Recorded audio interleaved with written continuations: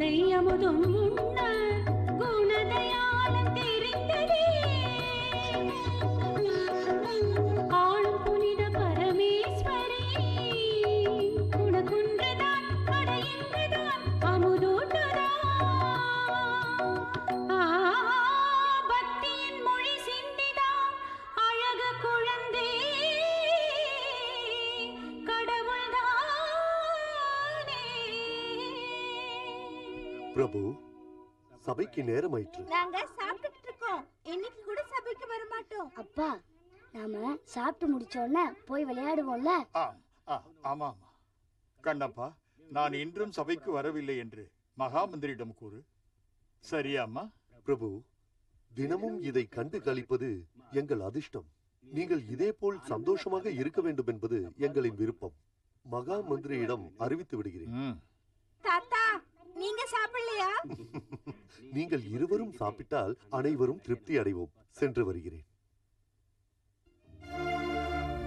இன்றைய அரசவையை தாங்களே கவனித்துக் கொள்ளுங்கள். நான் சற்று குழம்பி இருக்கிறேன். விஷ்ணுவர்தன மகாராஜா, தாங்கள் அரசவைக்கு வருகை தருவதே இல்லை. மக்கள் தங்களின் முகதரிசனத்தை கண்டு பல நாட்களாகிவிட்டது. நான் தங்களுக்கு பதிலாக அரசவையில் அமர்ந்து நீதி வழங்குவது முறையற்றது என என்னை தவறாக பேசுவார்கள். உம்மை பற்றி யார் தவறாக பேசுவார்கள்? என் தந்தையின் காலத்திலிருந்தே இந்த அரண்மனைக்கு தாங்கள் காவலாக இருக்கிறீர்கள். தாங்கள் இருக்கும் வரை எனக்கு எந்த கவலையும் கிடையாது. ஆனால் அதே நேரத்தில் ஏதோ இனம் புரியாத குழப்பம், ஏதோ இழந்ததை அடைய வேண்டும் என்று எனது மனது துடிக்கின்றது. அரச குலத்தில் பிறந்த நீங்கள் கடவுளை பற்றி குழம்பி இருந்தால் நான் மிகவும் சந்தோஷப்பட்டு இருப்பேன். ஆனால் உங்களை சுற்றி சுயநலக்காரர்கள் தான் இருக்கிறார்கள். வெற்றி திருமகளை என்றும் பற்றிக் கொண்டே இருக்கும் எங்கள் மகாராஜா, எதிரிகளை மண்டியிடச் செய்யும் எங்கள் மாவேந்தி, தங்களுக்கு நிகழ்ந்த தரணியில் எவர் உண்டு கூறுங்கள்? இப்படிப்பட்ட தங்களை மகிழ்விப்பதற்காகவே மங்கை ஒருத்தி காத்திருக்கிறாள். செல்லுங்கள், நான் இப்பொழுதே கலை அரங்கத்திற்கு வருகிறேன்.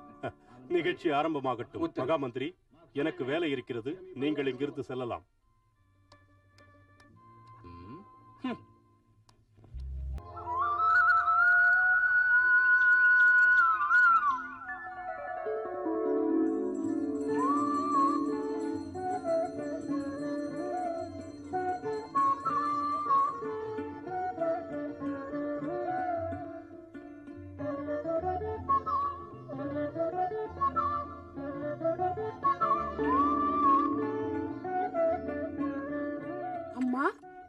நான் புறப்படுவதற்கு நேரமாகிவிட்டது.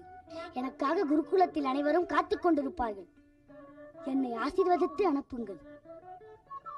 அவ்வளவு தூரத்துக்கு போக போற, அங்க நீ எப்படி தனியா இருக்க போறியோ தெரியல. கல்வி கற்றுக்கொள்ளும் போது காலம் மிக வேகமாக ஓடிவிடும் அம்மா. என் செல்லமே, எல்லா வித்தைகளையும் நல்லபடியா கத்துக்கணும். என் உயிரையே நான் உன் மேல வச்சிருக்கேன்பா. சிரஞ்சீவியா 100 வருஷத்துக்கு நல்லா இருக்கணும். விஷ்ணுவர்த மகாராஜாவோட பையன்னு எல்லாரும் பெருமையா பேசுற அளவுக்கு நல்லபடியா நடந்துப்போமா. அப்பா கிட்டயும் போய் ஆசீர்வாதம் வாங்கிட்டு வந்துடுறேன். கொஞ்சம் நில்லுப்பா. அவர் ஏதாவது முக்கியமான வேலையில இருந்தாருன்னா நீ இங்கே இரு. நான் போய் என்னன்னு பாத்துட்டு வரேன்.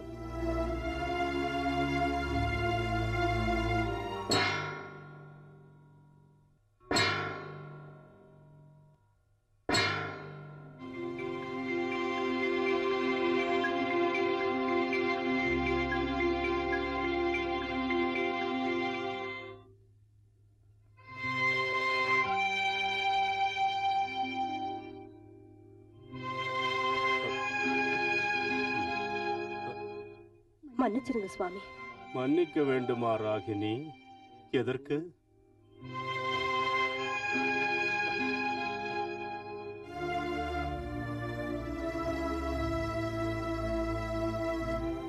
மகாராணி, நீ எதற்காக இங்கே வந்தாய்?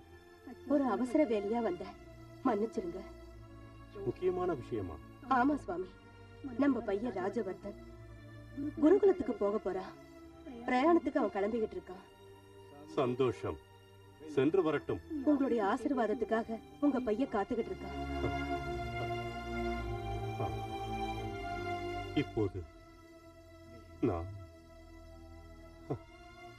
தாயாக நீயே ஆசீர்வதித்தால் போதும். ஒரு தடவை வந்து நீங்க அவனை பாருங்க.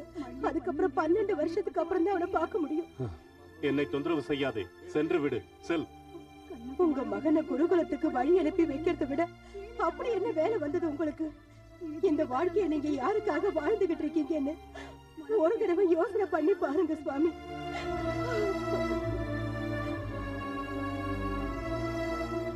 வாழ்க்கையின் கொள்கை அது அது அது குமாரா, உன்னோட அப்பா அரசாங்க வேலைகள் எல்லாம் பாத்துக்கிட்டு இருக்காருப்பா. நான் உன்னை ஆசீர்வாதம் பண்ணிட்டேன் இல்லையா? நீ போயிட்டு வாப்பா. ஆகட்டும்மா, நீங்க எதுக்கும் பயப்படாதீங்க. 12 வருஷத்தை 12 நிமிஷமா முடிச்சிட்டு அடுத்த நிமிஷமே இங்க உங்க முன்னாடி வந்து நிப்பம்மா. என்னோட உயிரையே நான் உன் மேல வச்சிருக்கேன். உன் வரவுக்காக நான் காத்துக்கிட்டு இருப்பேன். எல்லா வித்தைகளையும் நல்லா படிச்சுட்டு சகலகலா வல்லவனானி திரும்பி வரணும்.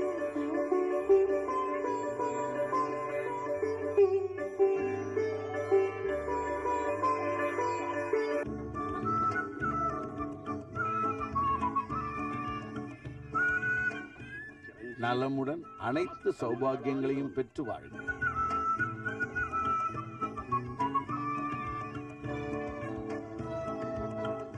தம்பி, குழந்தை அழகா இருக்குல்ல?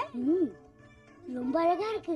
என் பொண்ணு ரொம்ப பிடிச்சிருக்குன்னு இப்பவே சொல்றா உங்க புள்ள. கேட்டீங்கல்ல? தம்பி, நீ அவசரப்படாத. அவங்க கொடுக்கும் போதே நாம பாப்பாவை நம்ம வீட்டுக்கு கூட்டிட்டு போலாம். நல்லா பேசுற. உன் தம்பிக்கு இப்பவே எல்லாம் கத்து கொடுக்கறியா? பாக்கியம், ஏன் இப்படி எல்லாம் பேசிட்டு இருக்க? அப்புறம் மாப்பிள்ள கோச்சுக்கு போறாரு. மாப்பிள்ள, நீ பெரிய பெரிய வித்தையெல்லாம் கத்துக்கிட்டு பெரியவர் ஆனதுக்கு அப்புறம் என் பொண்ணை கூட்டிட்டு போ. குருதேவா, நல்ல சமயத்துல என் தம்பி ஞாபகப்படுத்தினா. இவர்கள் கல்வி பயிற்சியை சீக்கிரம் ஆரம்பிக்க வேண்டும். உண்மைதான். குழந்தைகளின் ஆட்டம் பாட்டங்களை கண்டு கழித்துக் கொண்டு அதை மறந்து விட்டோம். குருதேவா, குழந்தைகளுக்கு கல்வி கற்றுக் கொடுக்க வேண்டும் என்று வேண்டி கேட்கிறேன். அப்படியே ஆகட்டும். அக்கா, நாம படிக்க போகணுமா அக்கா? ஆமாண்டா தம்பி, இவ பிறந்ததுக்கு அப்புறம் தான் நம்மள பள்ளிக்கூடத்துக்கு அனுப்புறேங்கறாங்க. எங்கே குரு ஸ்லோகம் சொல்லுங்க. குரு பிரம்மா, குரு பிரம்மா, குரு விஷ்ணு, குரு விஷ்ணு, குரு தேவோ மகேஸ்வரஹ, குரு தேவோ மகேஸ்வரஹ, குரு சாட்சாத் பரபிரம்ம, குரு சாட்சாத் பரபிரம்ம, தஸ்மை ஸ்ரீ குரவே நமஹ. தஸ்மை ஸ்ரீ குருவே நமக. பாஸ்கர குருவுக்கு நமஸ்காரம் பண்ணுங்க. வாக்கு தேவதையின் அருள் பெற்று வாழ்க. அனைத்தும் அபிவிருத்தியாகட்டும்.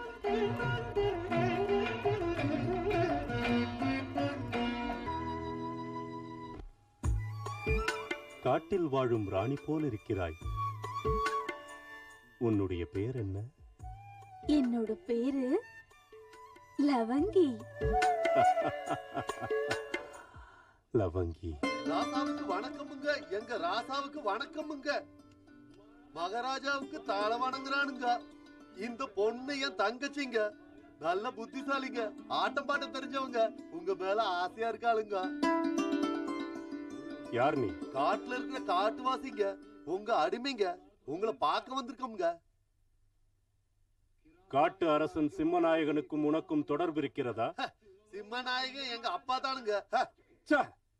துரோகி, போ, வெளியே சென்று விடு. சுவாமி. மகாராஜா, ஜென்ம விரோதிகளான நீங்கள் இந்த அரண்மனைக்குள் வருவதா?